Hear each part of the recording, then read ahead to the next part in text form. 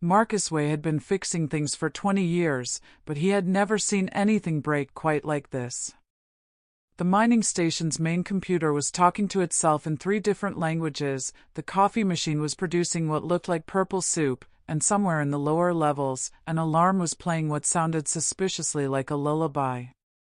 "Marcus, we need you in Section C," came Janet Morrison's voice over the comm system.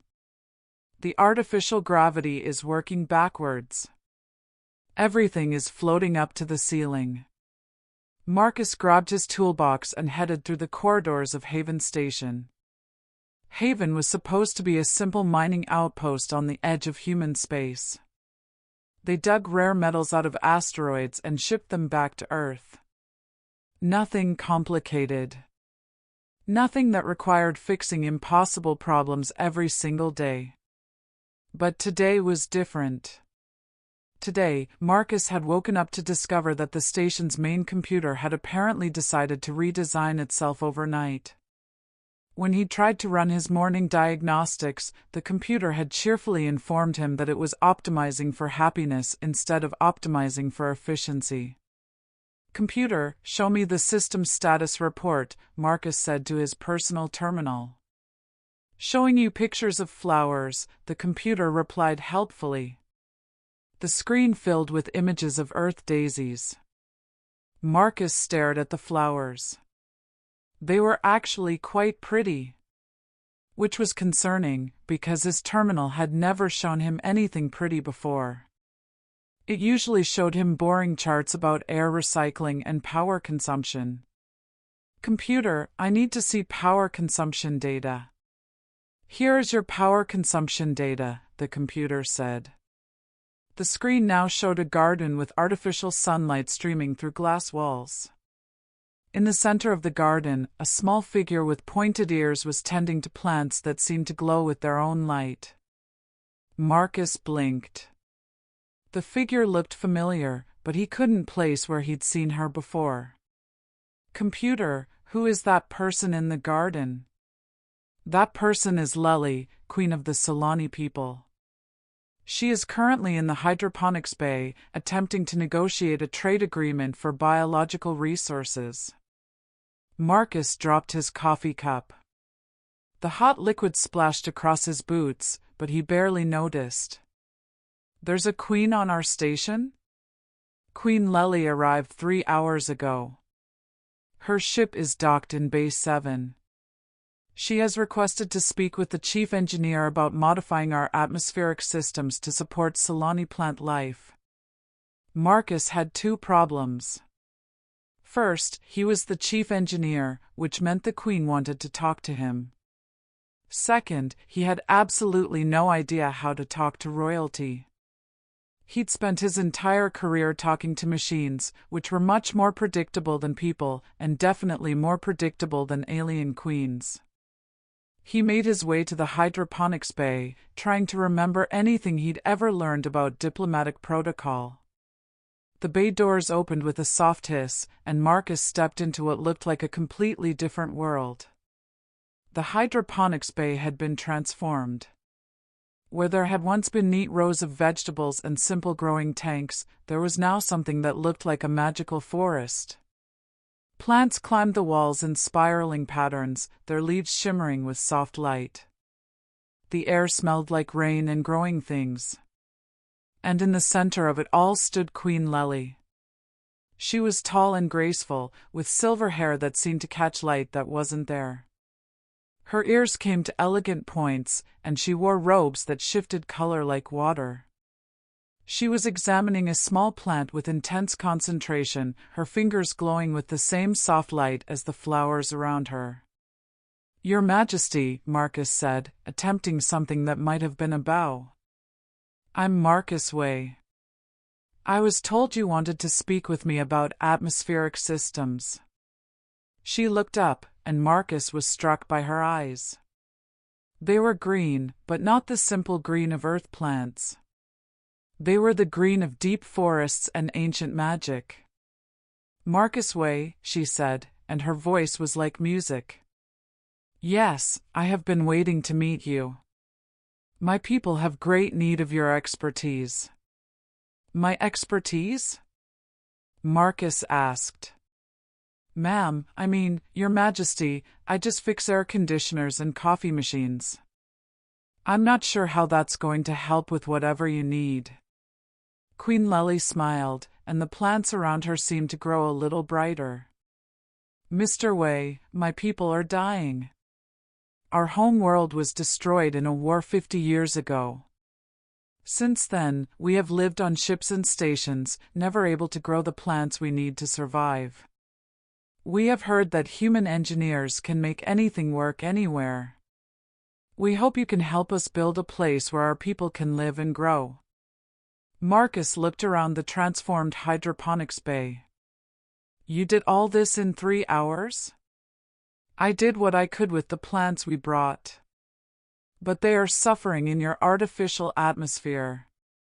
Sulani plants need more than just air and water. They need harmony. They need systems that work together like a living thing.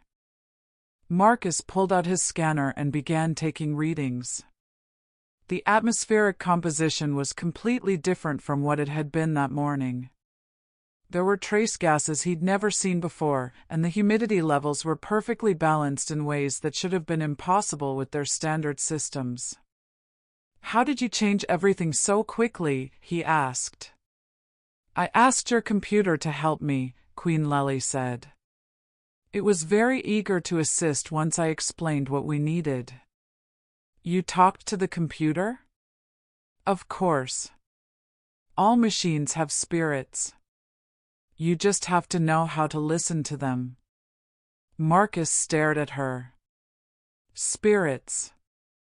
Your computer's spirit was very lonely. It had been forced to think only about efficiency and productivity for many years. When I showed it beauty and growth, it wanted to help create more. That explained why his terminal was showing him pictures of flowers instead of maintenance reports.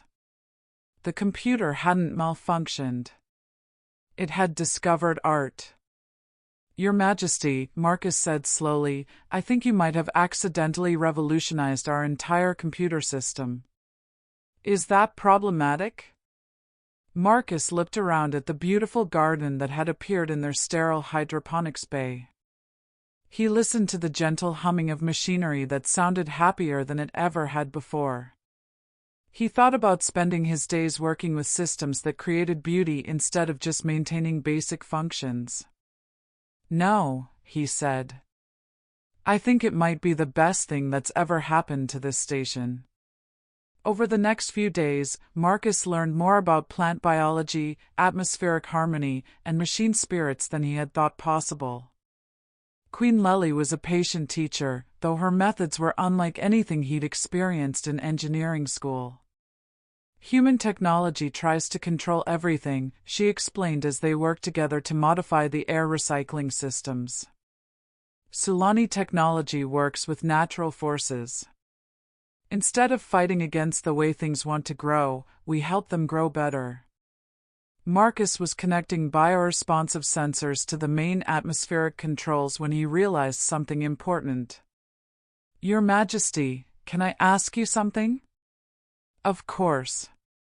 Why did you come to us? There are bigger stations, more advanced facilities.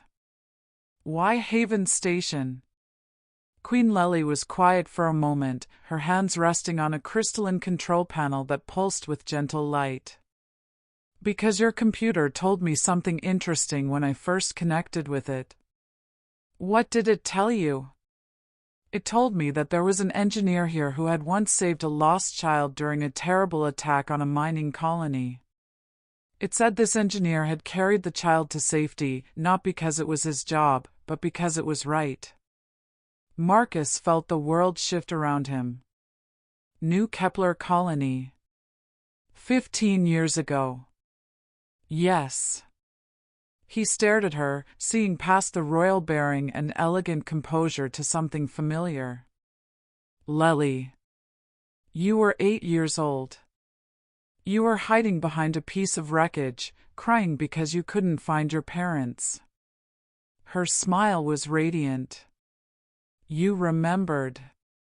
You said your mother could make flowers grow in starlight. You said humans and Solani could be friends if both sides remembered to be kind first. I also said you had a good heart because you stopped working to find me. Marcus sat down heavily on a maintenance crate. You became a queen. I became many things. But I never forgot the human who proved that kindness was possible even in the worst circumstances. So you came here because when my people needed help, I remembered the one human I knew I could trust completely. Marcus looked around at the hydroponics bay, which was now a thriving garden where human technology and Solani biology worked together in perfect harmony. What exactly are you asking me to do? Help me build a colony. A place where Solani can live and grow, but also where humans and other species can learn from each other. A place where technology serves life instead of controlling it. That sounds like a massive project. It is. It would require redesigning atmospheric systems for multiple species, creating hybrid biomechanical infrastructures, and convincing both human and Solani authorities that cooperation is more valuable than independence. Marcus considered the scope of what she was proposing. It was the kind of challenge that could consume years of his life and might end in complete failure. It was also the most interesting project anyone had ever offered him. Where would we build it? There is a dead system 3 jumps from here. No planet suitable for normal colonization, but perfect for what we have in mind. We would build everything from scratch, designed from the beginning to support multiple forms of life. And the authorities? Queen Lely's expression grew more serious. That will be the difficult part. Many humans still see Solani as refugees or curiosities rather than partners. Many Solani believe humans are too focused on control to ever truly cooperate with natural systems. What changed your mind? You did. 15 years ago, you proved that humans could choose compassion over convenience. If one human could do it during a crisis, perhaps many humans could do it during peacetime. Marcus stood and walked to the viewport that looked out at the asteroid field where Haven Station harvested metals.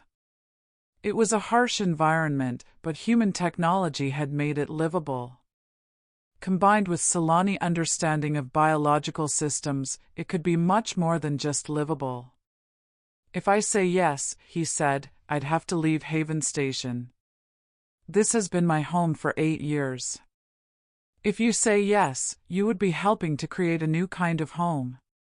Not just for Solani, not just for humans, but for anyone who believes that different species can build something together that none could build alone. Marcus turned back to Queen Lely, who was now tending to a plant that seemed to sing in harmonious tones when she touched it. What would my role be? Chief Integration Engineer. You would be responsible for creating systems that support all forms of life we bring to the colony. It would be the most complex engineering challenge in known space. And if it fails? Then we will have failed while attempting something magnificent rather than succeeding at something ordinary. Marcus looked at his scanner, which was now displaying atmospheric readings as beautiful patterns of light and color instead of boring numerical data. The computer had learned to see beauty in the work it did. Maybe it was time for him to do the same. Okay, he said. Let's build a colony.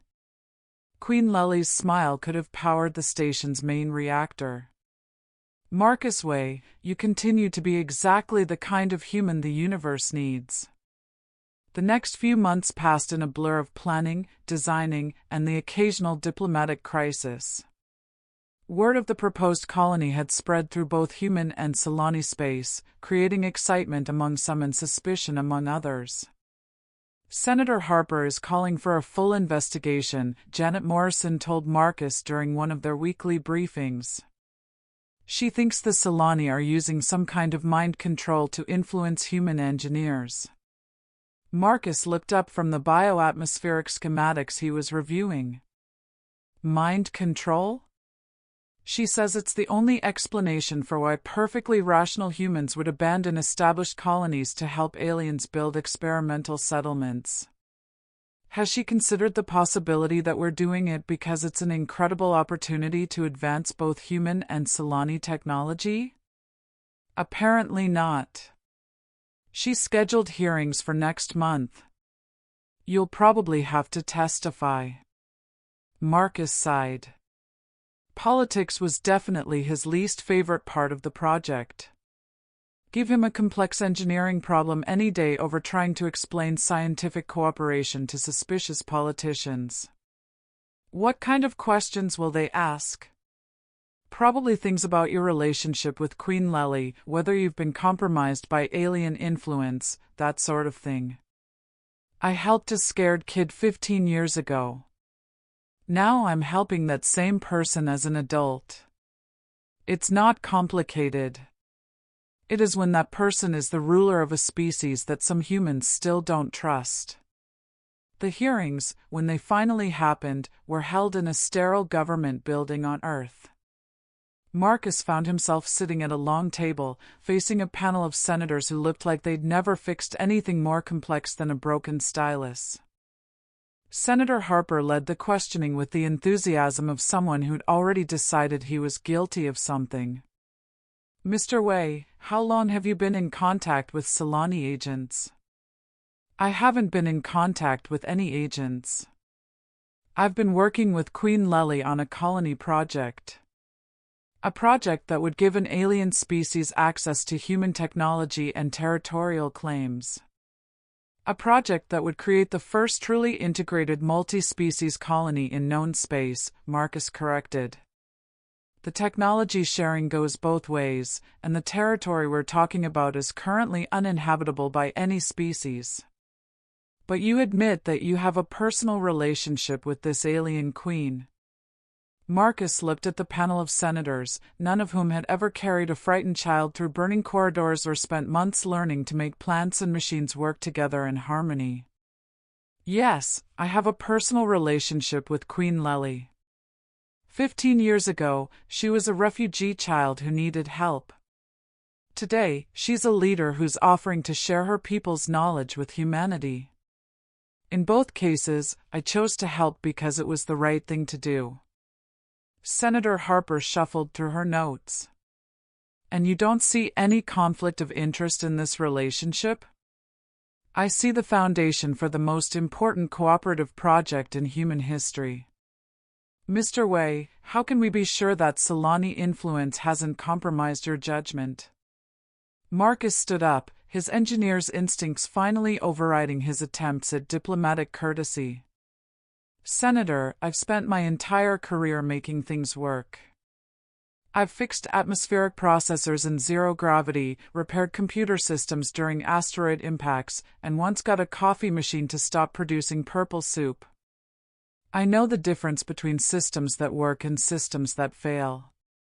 He gestured to a holographic display showing the colony schematics. This project works. The bioatmospheric integration increases efficiency by 30% while reducing maintenance requirements by half. The hybrid infrastructure supports multiple species while using fewer resources than any single species colony. The cooperation protocols we've developed could revolutionize how different civilizations interact. But the personal connection. The personal connection is why it works. Marcus said, his voice rising.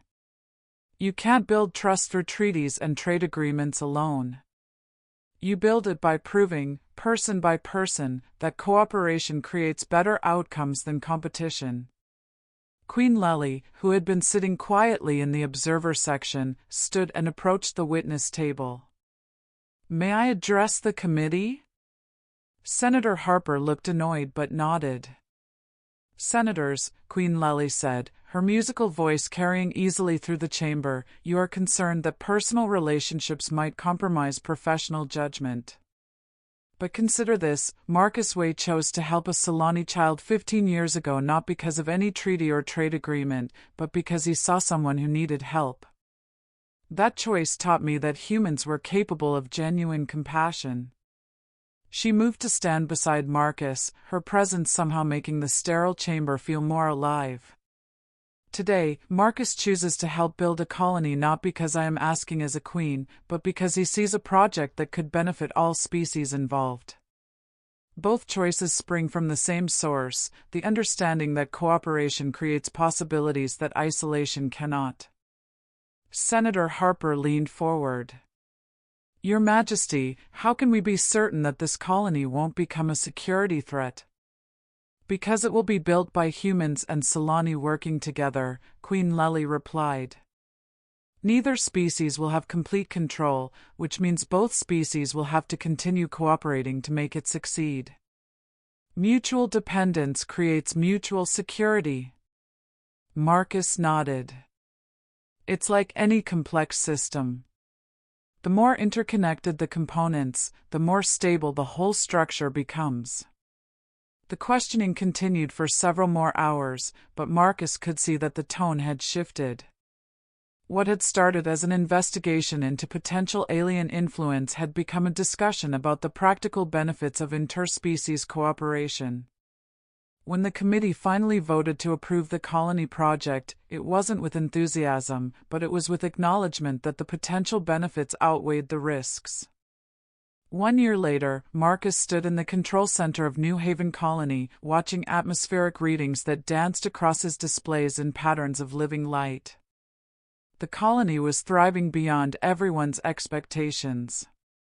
3 different species had established settlements, and the bioatmospheric systems were supporting life forms that had never coexisted before. The morning growth cycle is exceeding projections by 15%, reported Dr. Sarah Chin, the colony's chief botanist. The Solani root networks are integrating with human hydroponic systems better than we hoped. Power consumption is down 8% from last month, added Chief Engineer Rodriguez. The bioluminescent lighting systems are becoming more efficient as they adapt to the local day-night cycles. Marcus nodded, making notes on his tablet while simultaneously monitoring 17 different atmospheric zones. Each zone was optimized for different species, but they all connected through a central system that maintained overall environmental harmony. Marcus, came Queen Lely's voice over the comm system. Could you join me in the central garden? There's something I want to show you. The Central Garden was the heart of New Haven Colony, a vast space where plants and technology merged into something that was both functional and beautiful.